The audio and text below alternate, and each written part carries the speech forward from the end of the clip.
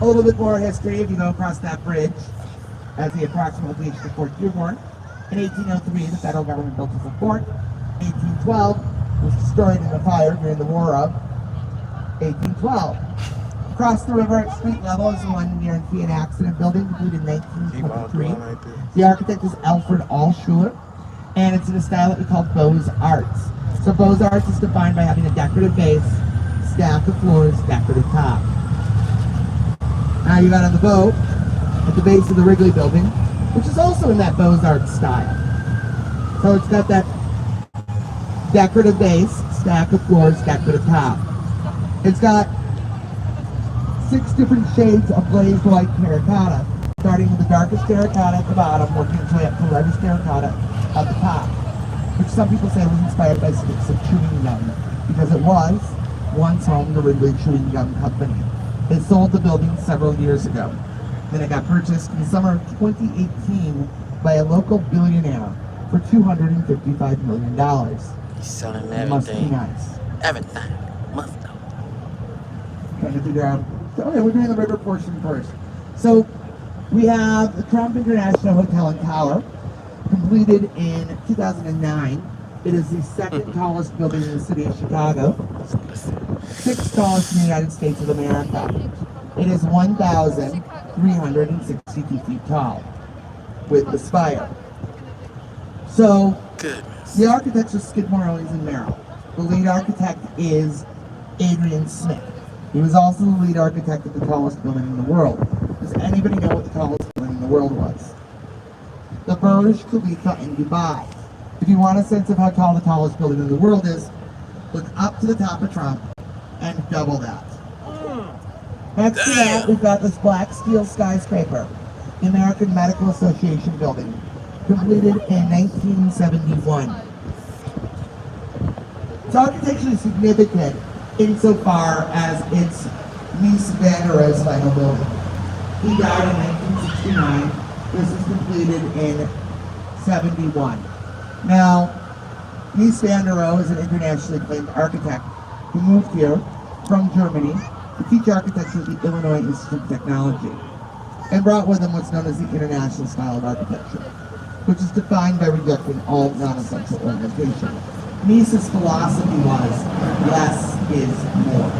Now, because he moved here to teach architecture, you're going to see a very strong Miesian influence throughout Chicago. A lot of international style buildings. Ironically, Bertrand Goldberg, architect of the Marina City Towers, we call them the corncob buildings. Goldberg was a student of van der Rohe's. He clearly rejected the international style. His philosophy was there are no right angles in nature, so there shouldn't be any right angles in architecture.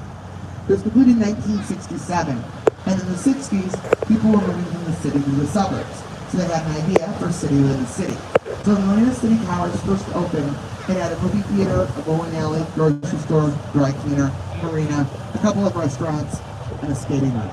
They unfortunately had to close the skating rink a few years ago when someone accidentally skated over the edge. I'm kidding. There really was a skating rink, I just don't know why it closed, but some of you laughed before you knew that. Now we've got this red brick masonry construction building, the Reed Murdoch Center.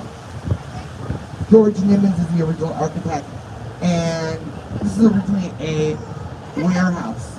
Now, if you look up, there's a clock tower. Lots of clock towers in Chicago. Anybody want to know why? Believe it or not, in the early 1900s, not everyone could afford an iPhone. And how else are you going to know what time it is? I can't afford one now. They're like $1,000. Oh, at $1,400. Then we got this blue-green glass building, 300 North LaSalle, completed in 2009. The architects are Picard and Chilton, and it is LEED certified platinum. LEED stands for Leadership in Energy and Environmental Design. Platinum is the highest designation you can get. Lots of different features that make this building worthy of a platinum designation. Most importantly, it uses river water for its cooling system. So it takes the river water in and spits it back out for the beauty of the world. Merchandise Mart of Chicago, completed in 1931. The architects are Graham, Anderson, Probst, and White. It's Art Deco. Art Deco is defined by having a limestone facade, strong vertical lines that draw your eye up, setbacks, and geometric ornamentation. It is also the second largest building in the United States of America. Now, it was originally built by Marshall Field to consolidate his warehouses. In 1945, he had to sell it due to back taxes. Joseph B. Kennedy purchased it for $13 million. In 1998, the Kennedy family sold it for $575 million. It's what you call a really good return on your investment. I'm glad it worked out for them. They did not sell the piece of property next to the merchandise mart. It was a parking lot that they never thought would have any value, so they were going to throw it in on the deal in '98. The facilities manager convinced them they should hold on to it. And as you can see, they're developing it. It's a development called Wolf Point. Now, Wolf Point's an important area in Chicago's history. One of our first homesteads was here. Early 1800s, 66 people lived in Wolf Point.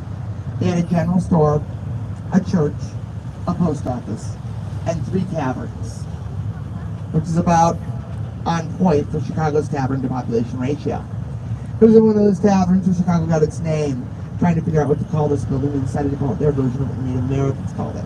Native Americans called this area Chicago, which means stinky onion, which is what was going along the banks of the Chicago River. We're turning the boat around. This is the main branch of the Chicago River, marks the beginning of the Riverwalk. I'm going to tell you about that in a minute. But people always ask what my favorite building is.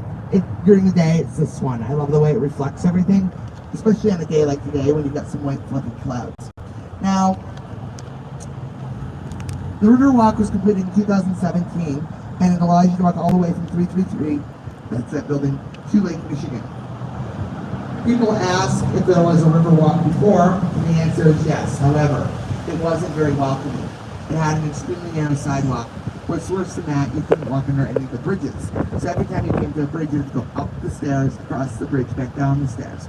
So they added walkways, and these silver things, they're called eyelashes. They keep you from getting hit in the head with debris. Now,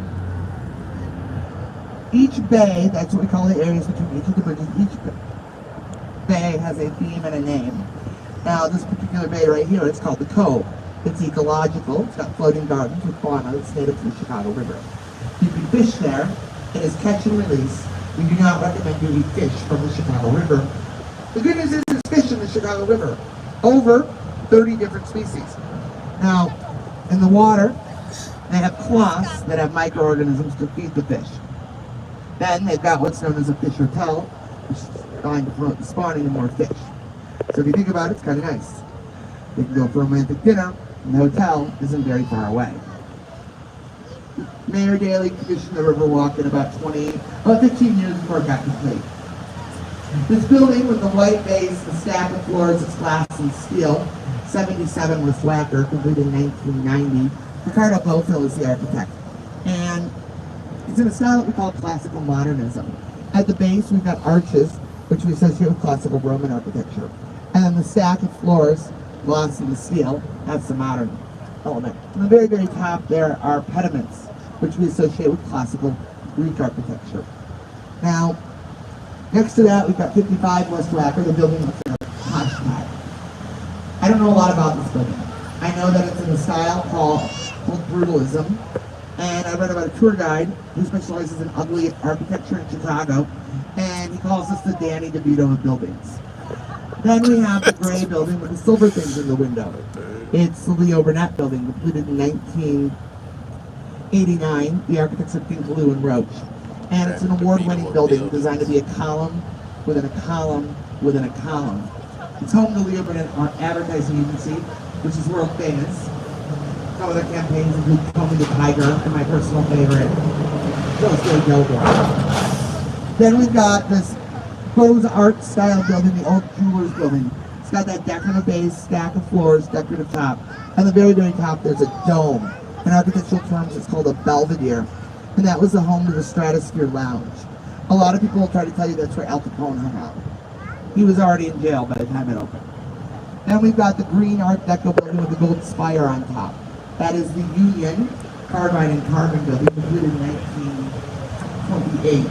The architects are the Bertrand brothers, Daniel Byrne's sons. And it's said to be inspired by the New Year's Eve celebration when they opened a bottle of champagne, and that it's a protest to prohibition. I don't know if that's true or not, but it is 24 karat gold plated. This is our Vietnam Veterans Memorial. Along the wall is a plaque that lists the names of all of the fallen soldiers who were residents of Illinois. Now we're going to go on to the left-hand side. We've got the Wrigley Building, which is where you got on the boat. Tower, completed in 1925. The architects are Hood and Howells. It's inspired by European cathedrals. Now, the Tribune Company moved out, and the building is going condo. I was thinking about it for a little bit, but then my commute would be too short. And I used my commute to improve on my tour. Oh, and they range from 700,000 to 8 mil.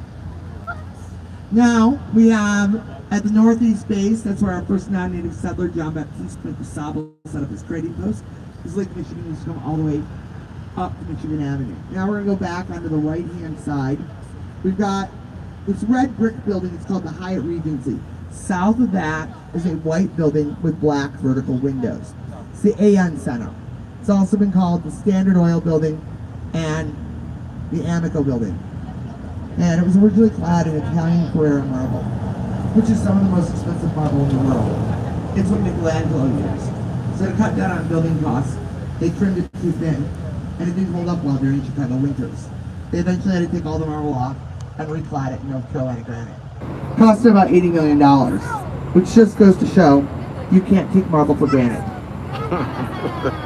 I don't tell that one very often, but I'm feeling bolder. It takes some stones. I have a whole slate of jokes, but I don't want to bore you. All right. Thank you, Louis. They like that one. All right. The Lutheran glass building with the white undulating balconies. That's Aqua. It's an award-winning residential building, completed in 2009. The architect is Studio Gang. The lead architect is Genie Gang. And until 2020, that was the tallest building in the world, with a female architect as the lead architect. You might be wondering what replaced it, and I'll tell you in a little bit. But first I got to tell you about this body of water we're on. So we're going to be going into the Chicago Harbor Lock. I'm going to spend the next several minutes setting up the who, what, when, where, why, how of the Chicago Harbor Lock. You're going to want to pay attention now, or it's predictable you will be confused in the foreseeable future, and I do not give nearly as lengthy of an explanation the second time around. So we're on the Chicago River. At its deepest point, it's 22 feet deep, and it used to flow into Lake Michigan, which was and is our source of drinking water. In the 1800s, we treated this river like a toilet. We used to discard all of our industrial, animal, and human waste. You can Google pictures of chickens walking across the Chicago River. In 1885, we had a torrential rainstorm with very strong winds out of the west. So the concern was the wind was going to push the river water 2 miles off the shores of Lake Michigan into our drinking water intake. And then we would have a problem. Luckily that didn't happen, but we had to do something. So we formed the Metropolitan Water Reclamation District. Now, if you're not from Chicago, you might think you're going to hear a very inspiring story on how we were pioneers in cleaning our water up. No, I'm going to tell you how we made our problem someone else's problem. Between the south branch of the Chicago River and the Des Plaines River, there's a portage. We dug a canal 35 feet deep, because gravity says water goes to the deepest point. We named it the Sanitation and Ship with a P canal. And on January 2nd, 1900, we opened the canal and we reversed the flow of the Chicago River. So now it can flow down, now it flows down the south branch, down the canal, down the Des Plaines River, down the Illinois River, down the Mississippi River, all the way to the Gulf of Mexico. We could take this boat to New Orleans if we wanted to, but I'm done after this ride, so no. I digress, we got sued. First by St. Louis, because their source of drinking water was and is the Mississippi River. And they were concerned we were going to contaminate their drinking water. Unfortunately for them, the trial was on in Chicago, and they lost. Don't worry, they got even with us. They bottled up that gross, disgusting river water and sold it back to us in the form of Budweiser. We then got sued by Michigan, Indiana, and Wisconsin. They claimed we were draining Lake Michigan. We lost that lawsuit. So the Metropolitan Water Reclamation District built the Chicago Harbor Lock. The lock was built for one reason and one reason only, and that is to keep Lake Michigan water from coming into the Chicago River. However, because of the lock, Lake Michigan is now 6 feet higher than the Chicago River.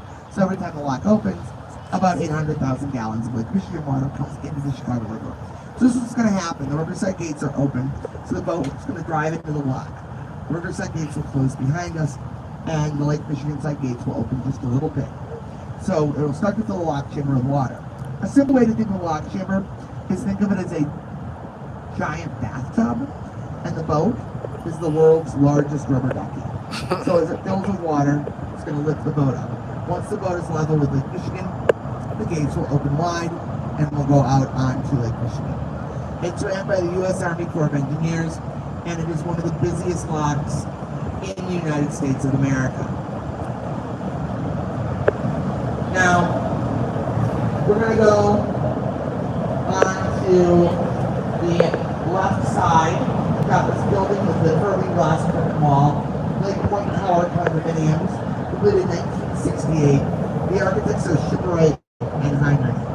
Now, there's a pretty pervasive rumor that Oprah lived in this building. Oprah never ever lived there. She might have started the rumor herself because she lived at Water Tower Place, and she just didn't want people to know where she lived. Or when it went from apartment to condo, the real estate agents had to start with the rumor. And if you look up, there's a disc-shaped portion of the building. That's a French restaurant called Cité. It does not rotate. You get great views of the Cité. Cité.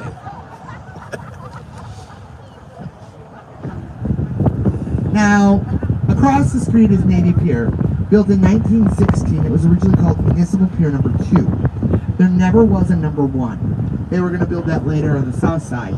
We decided we didn't want any commercial boating, and they moved everything and renamed it Navy Pier after World War I to honor our veterans.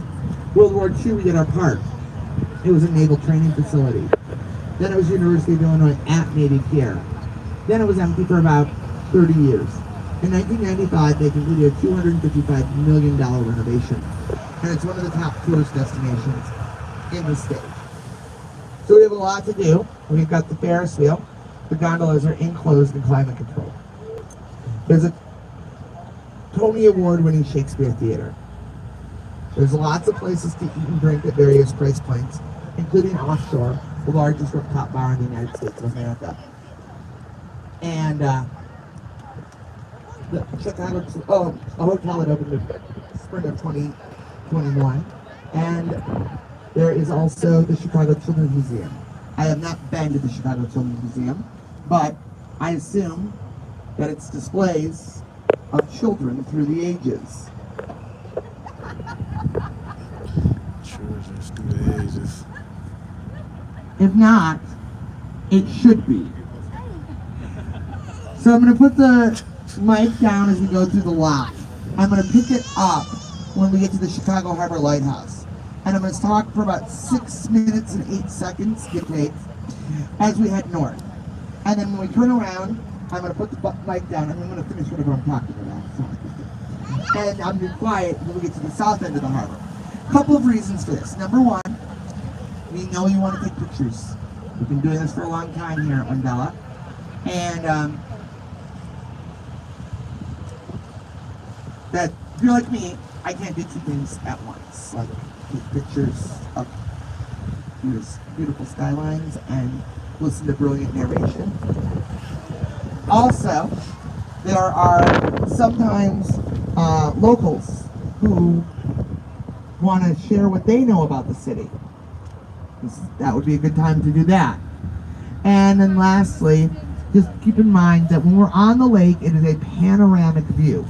So if you were standing up, you might be obstructing someone else's view.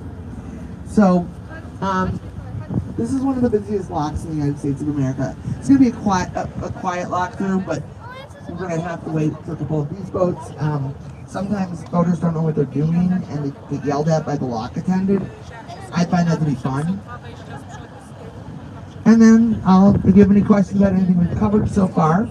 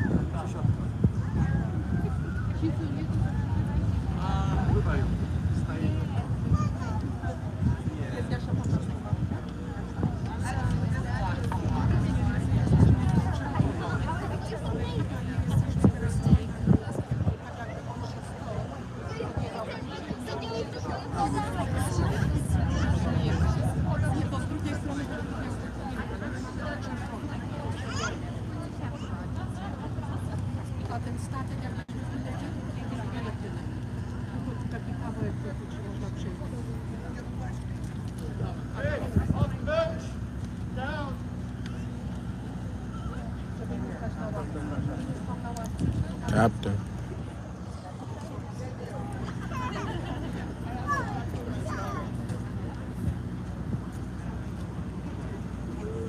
Alright, man. Off that mud. Yeah.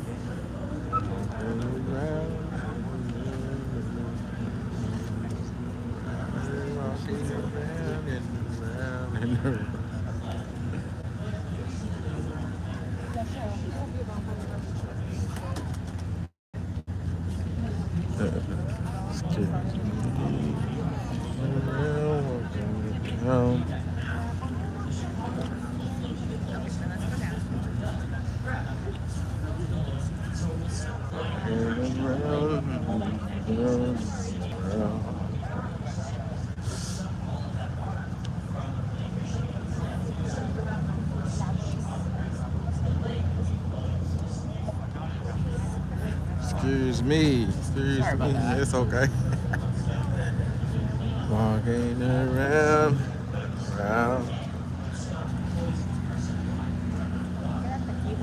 Excuse me.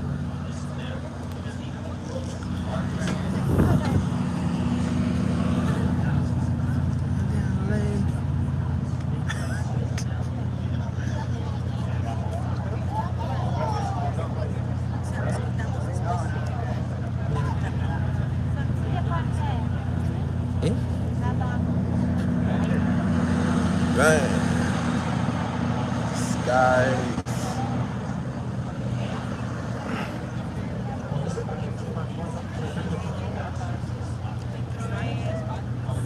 Walking around me.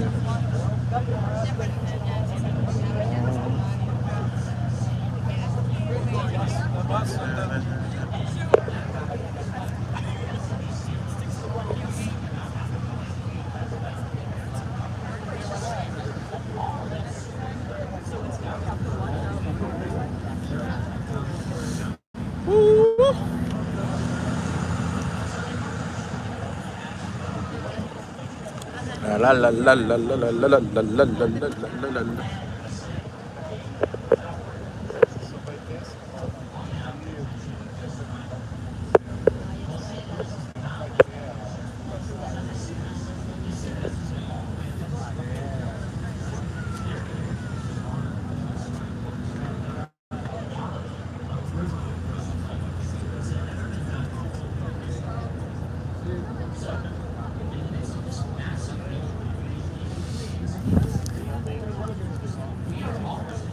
Narrator.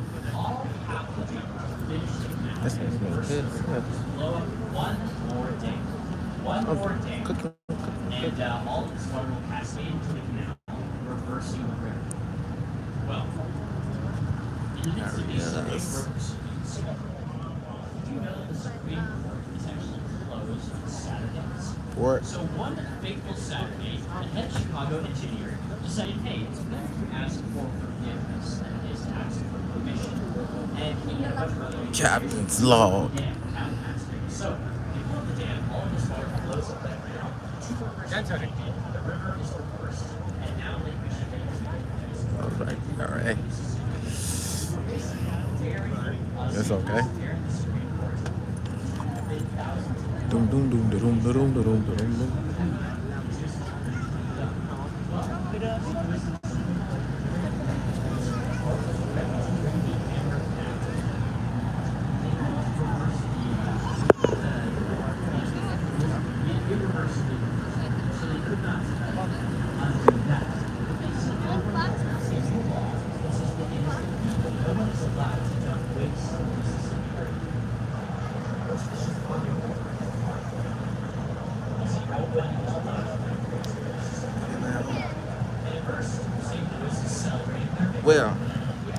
joint, shorty. Going down early. Different type of boat ride. Chicago tour. Checking out all the buildings. Architectural. It's a lovely sight. It is. Hold on. The sights behind.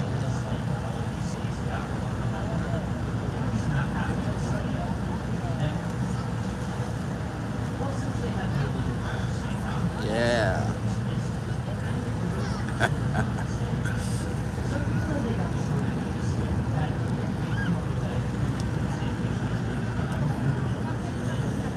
Waiting for the port to.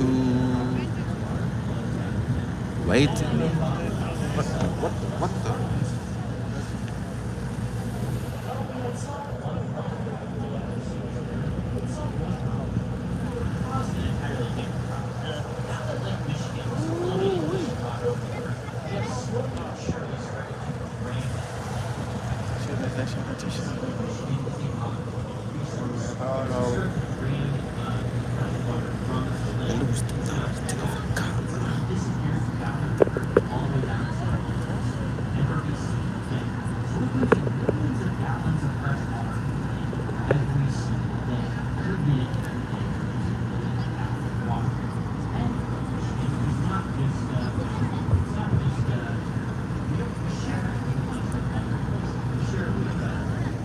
Damn. Damn. Really?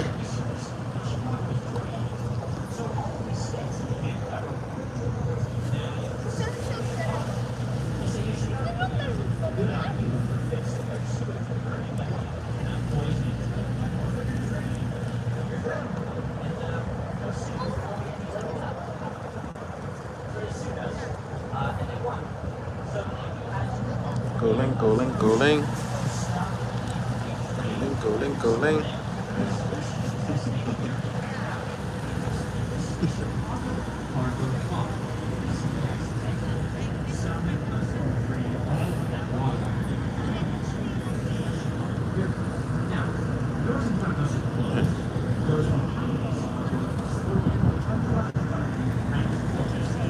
Should I walk around some more? All type of stuff going on right now, eh?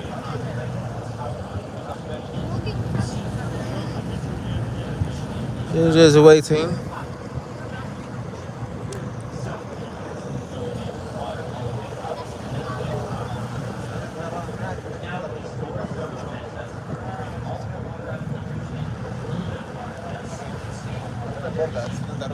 Yeah.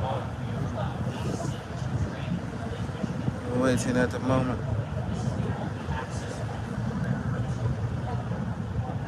There's extra stuff going on.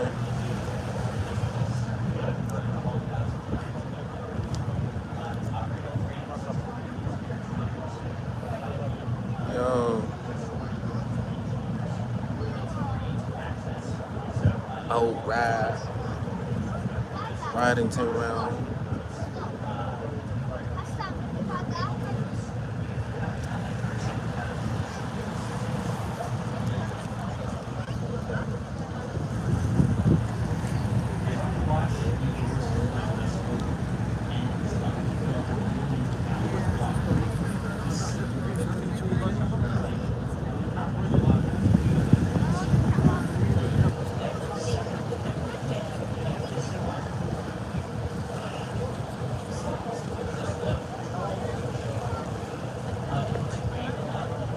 Out here on the river.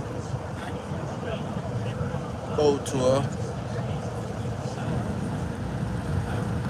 Lake Michigan.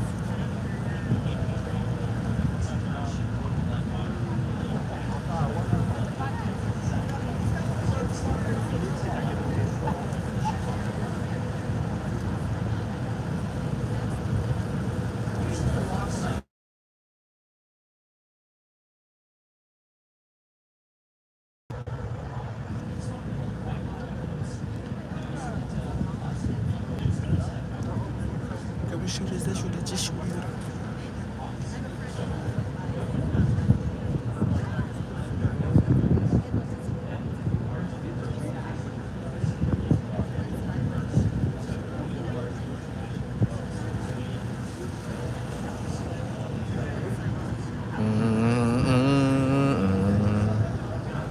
Mm, mm, mm, mm,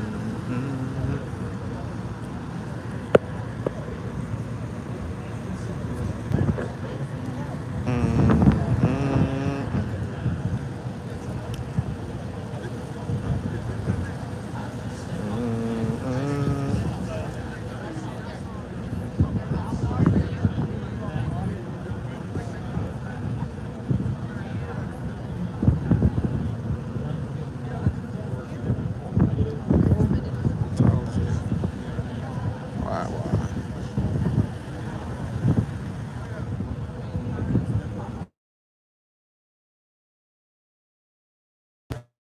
System man.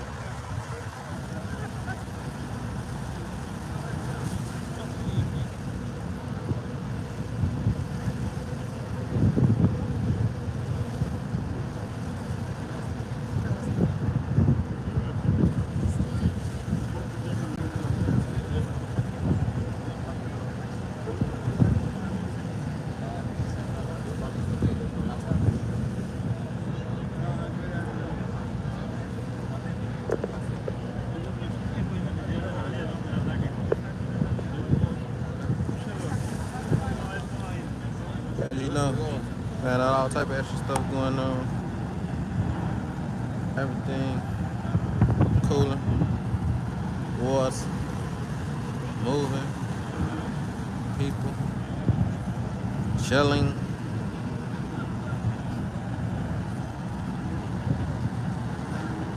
Yeah. I took the joint live.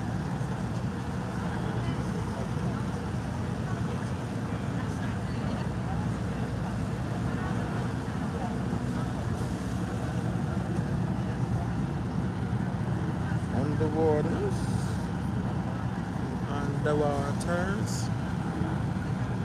Herrera. Conversationalists will be back rolling, talking how she talk, doing what we do, riding around on the river, making our rounds, doing what we doing.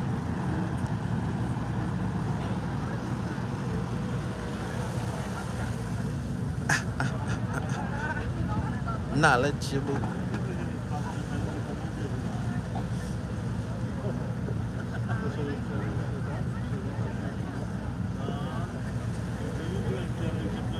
Dum dum dum dum dum dum dum dum dum dum dum dum.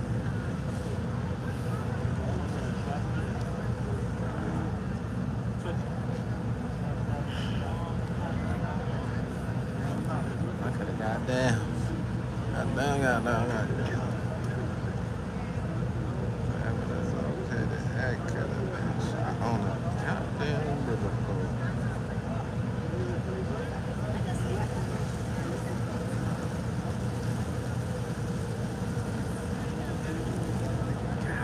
Dang.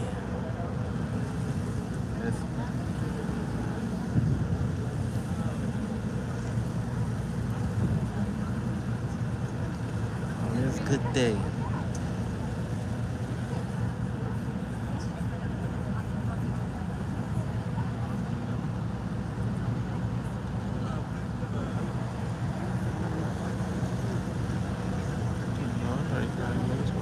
Let's go keep going, hey. Do not stop the goddamn train.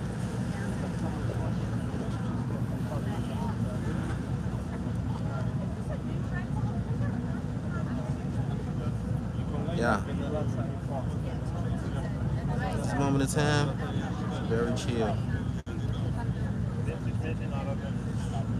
Slow motion.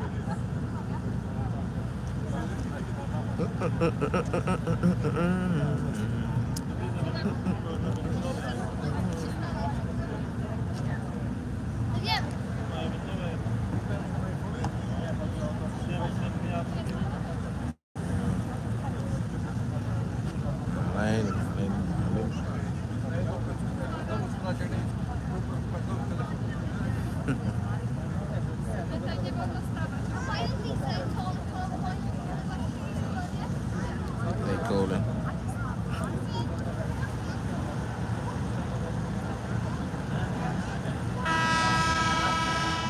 Uh-oh.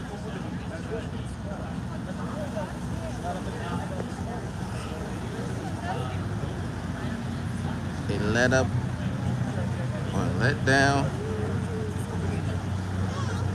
They open the port. Boats are moving.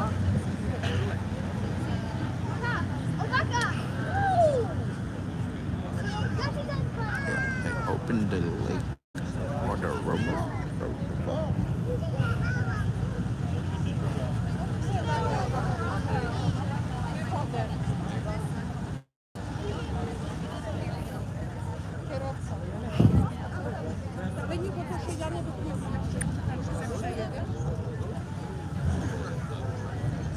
Boats moving.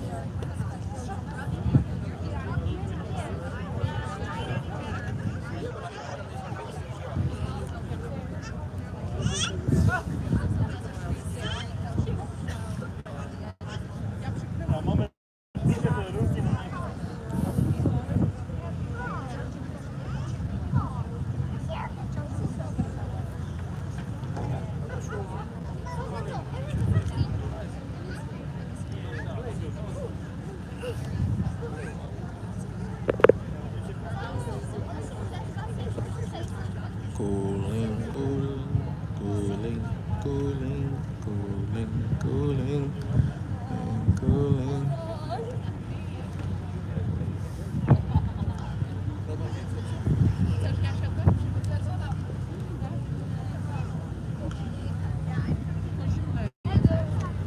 Good team Fred. What up?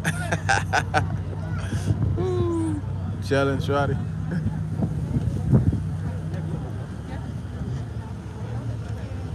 Shorty right here, cooling, people, cooling. Let's see, let me, I got on life vests. Yeah, what the hell? What's those ducks in the water?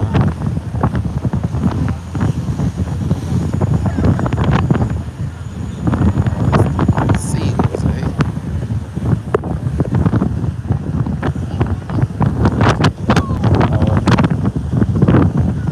Speedboat. I mean, that was some a speedboat.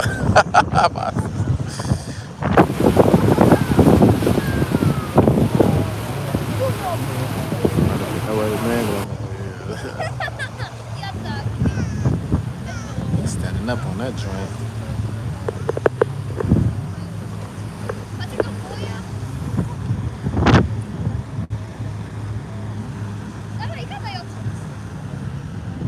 He's out of here. Okay, we're rounding the moon. Salute.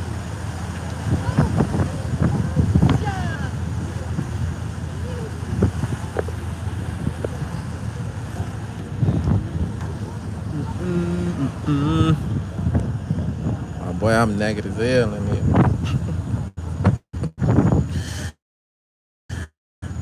It's not about.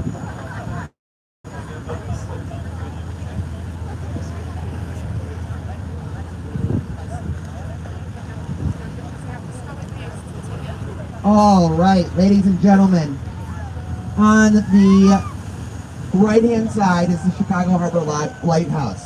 It's the only lighthouse you're going to see today because it's the only lighthouse in the Chicago Harbor. It's not manned.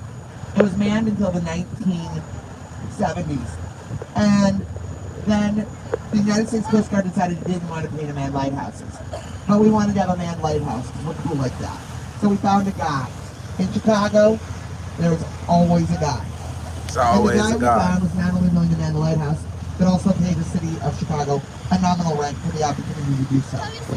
Which sounds like a really great deal for the city.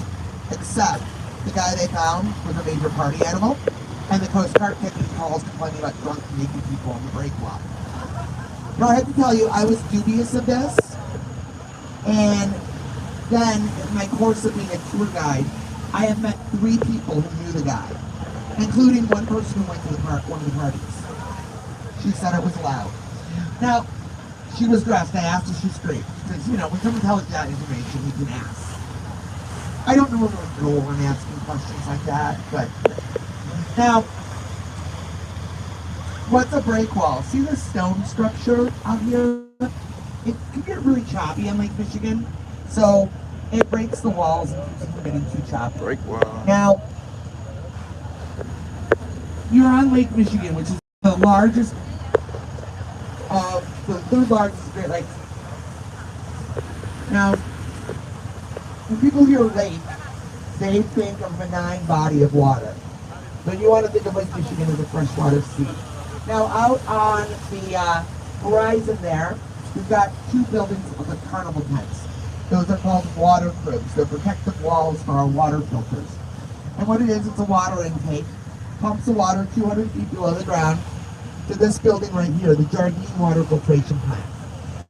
Just as a reminder, if you're standing up, you could be obstructing someone's view.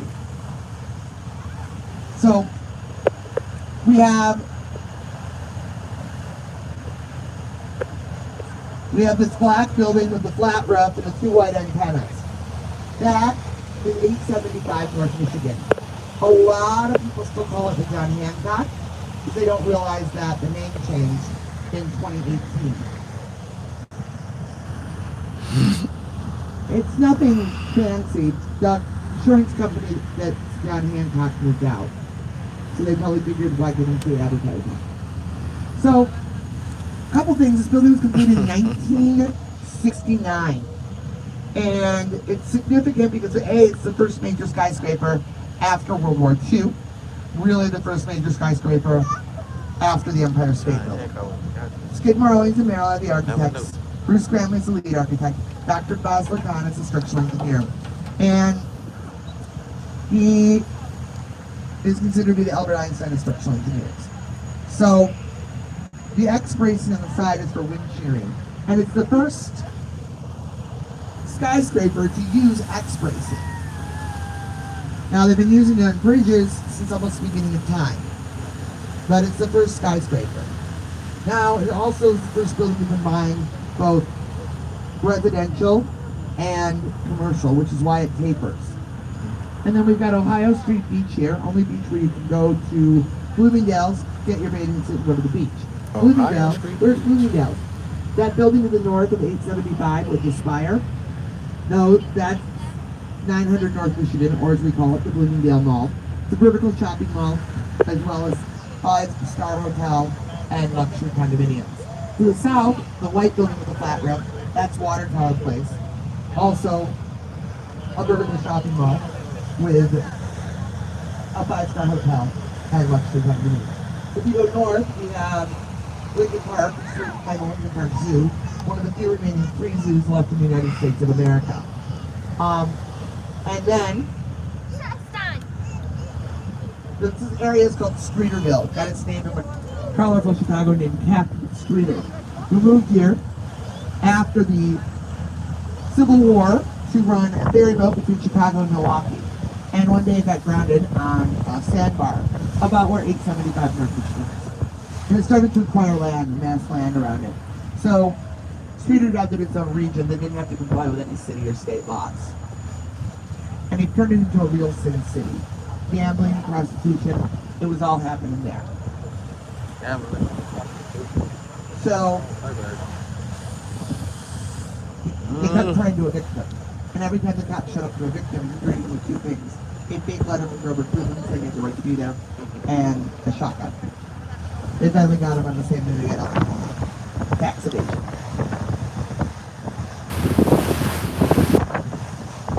Break wall.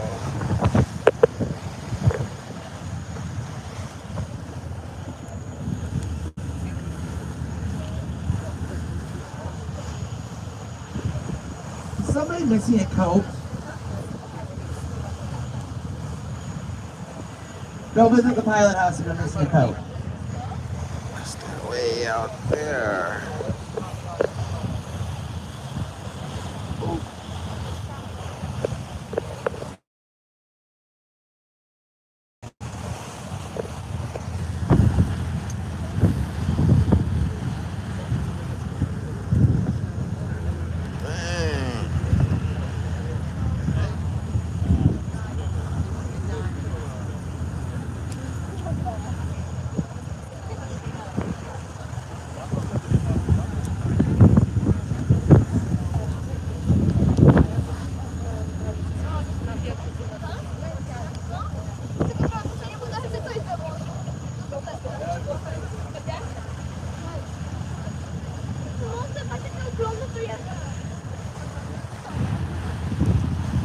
water, as you can see, lightly moving around Lake Michigan. Boats out there.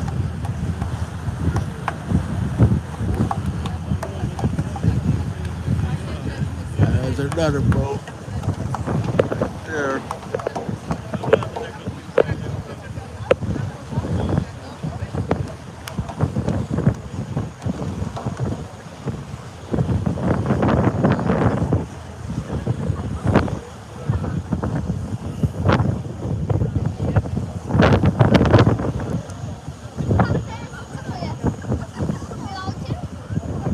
Yeah. Ah, thanks. Yeah. Goodness. Goddamn everywhere. Doom, doom, da, doom, da, doom. Thank you. Pocket.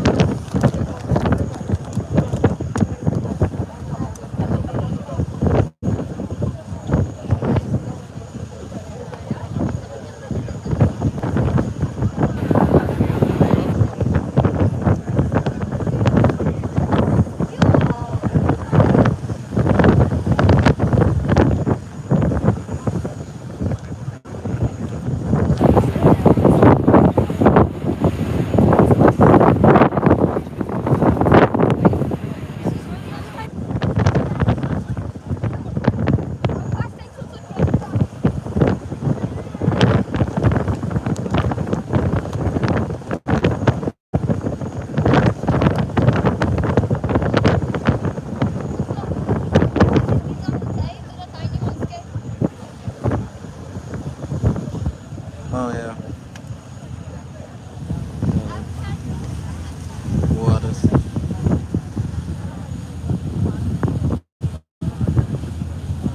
All time. Going down. Out here. Cooling. Hold on.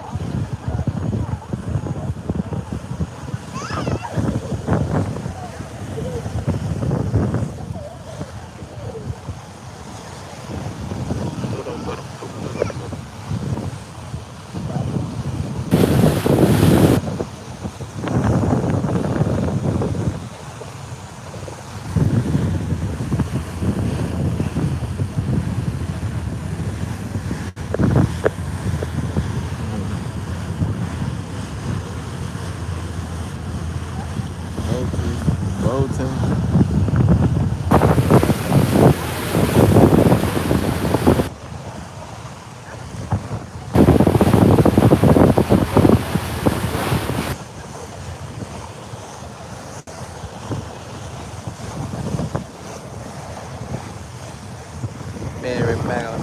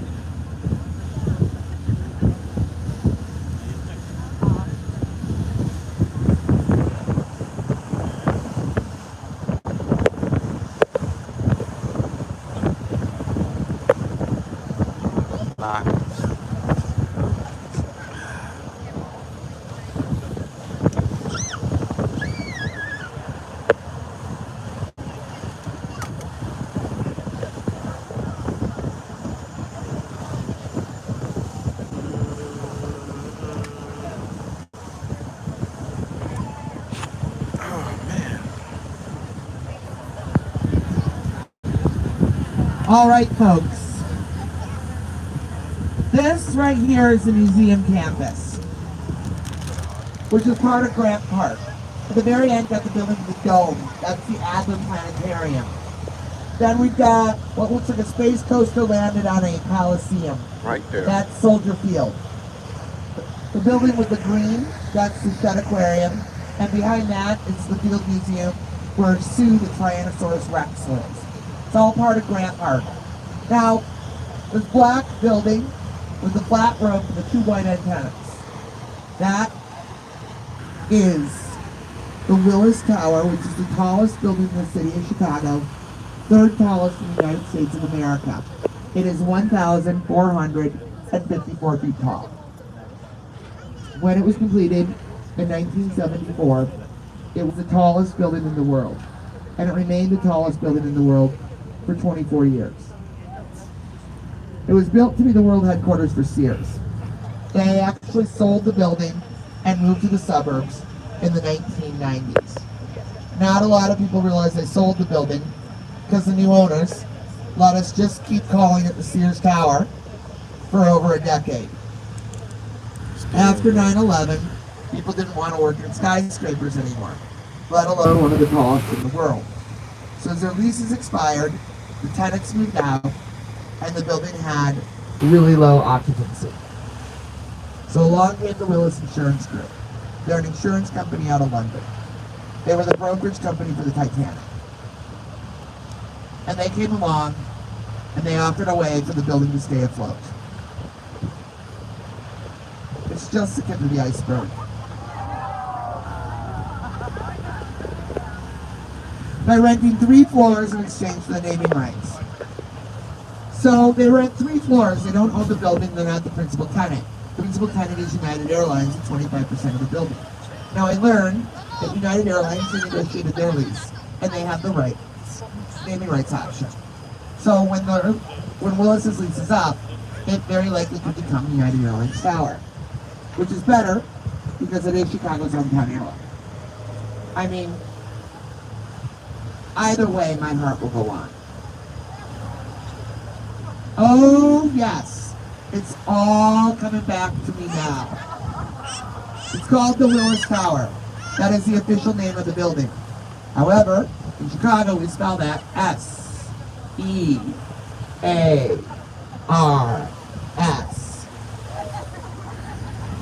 So Skidmore, Owings, and Merrill are the architects. Bruce Graham is the lead architect. Dr. Fazlur Khan is a structural engineer. And he is considered to be the Albert Einstein of structural engineers. So it's made with what's called bundled tubular construction. It's 9 75-foot boxes that are bundled together to allow for the height and protect from the wind, making it a very, very strong building. That said, it does sway 18 inches in any direction on a windy day, which you wanted to do to avoid structural damage, like broken windows. But people who work there report going to the bathroom on a windy day, and the toilet bowl water is just a splashing away. Which some people think is gross. I, for one, remember the toilet paper shortage of 2020, and will just appreciate a bidet any way I can get one. Hashtag pandemic potty humor. I just want to make a reminder that even if you're not here to listen to the tour, there might be people around you who are, so we do ask that you go downstairs and make sure you keep your volume down. Now, who wants to know how the Great Chicago Fire started?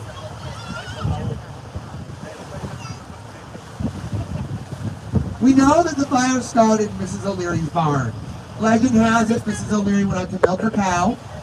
Her cow got a little excited, kicked over a lantern, and ended up burning down the entire city of Chicago.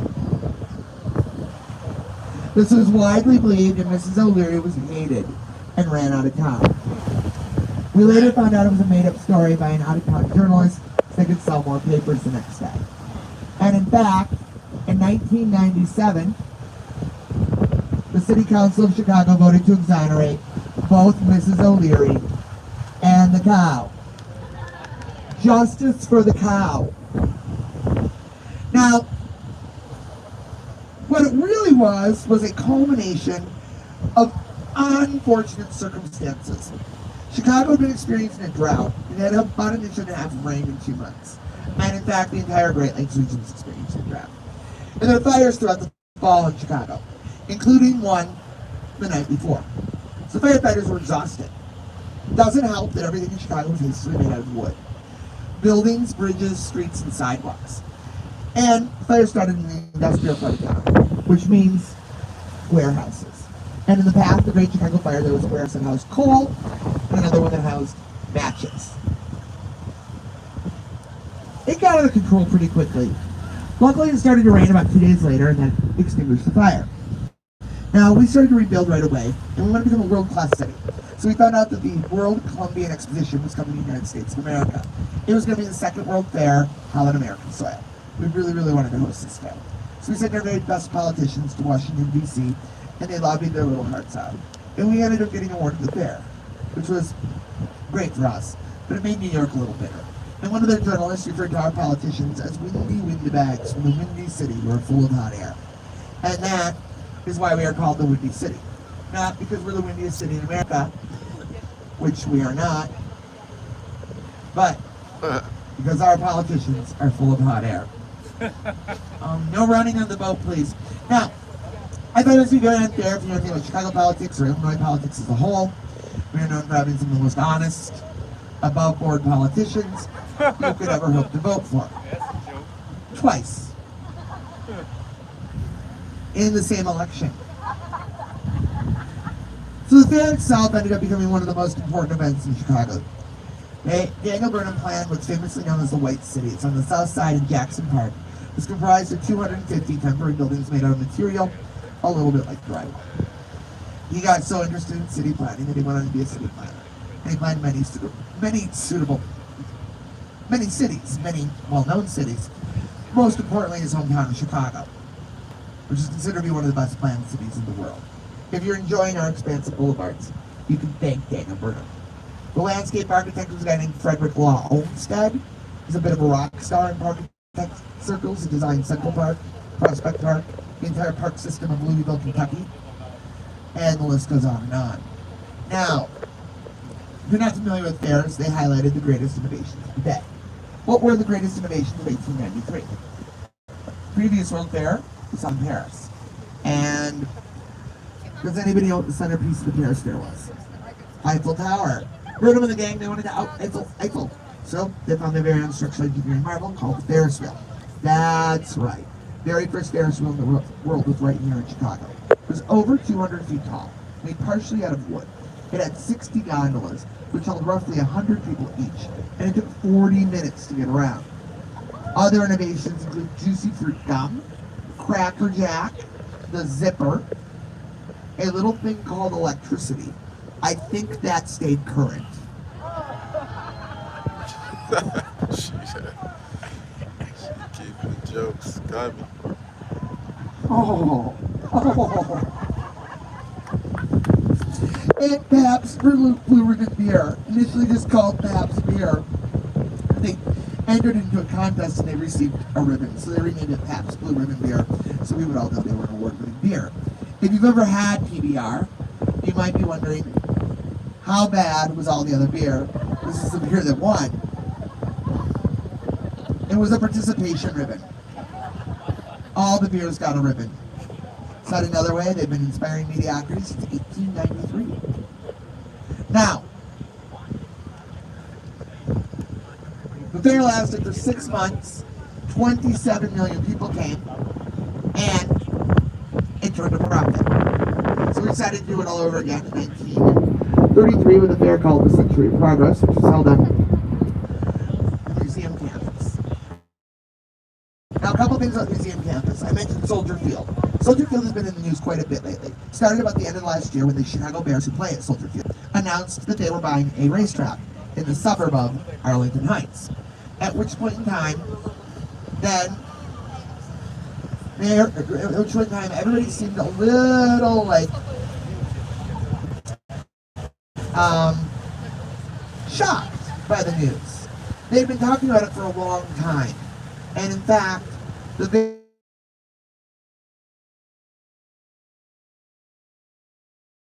possibility of the Bears moving to the suburb of Arlington Heights. At which point in time, then Mayor Daley said that if they didn't play in Chicago, they could no longer call themselves the Chicago Bears. Leaving Mike Royko, who wrote the article, to wonder if Mayor Daley had perhaps copywritten the name Chicago and not pulled anyone. If he did so, I like to think he did it in the middle of the night while the entire city was asleep.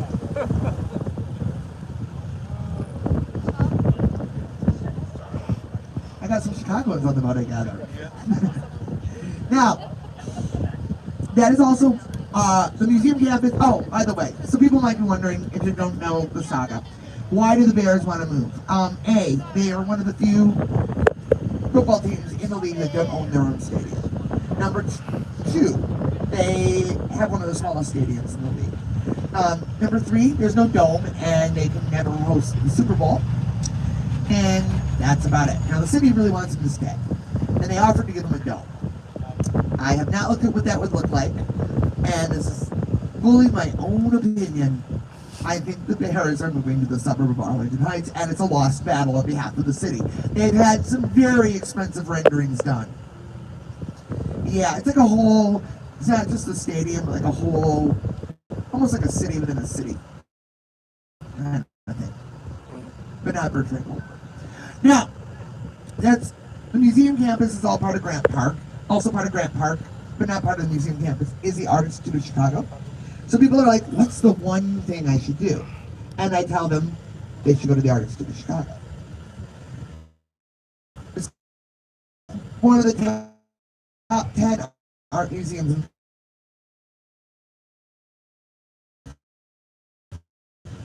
How much time do you have? And she's like, tomorrow. I'm like, you can't even get the whole entire museum in a day. I do recommend spending a lot of time in the Impressionist area. Now,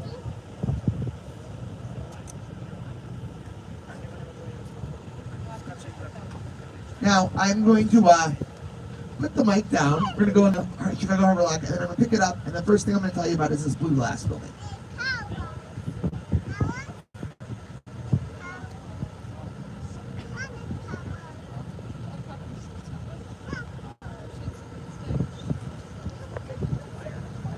Well, I'm back. Logging out, shorty. Make sure you do subscribe. YNV Ciego. Hit the bell ring, get the notifications. So we're there early.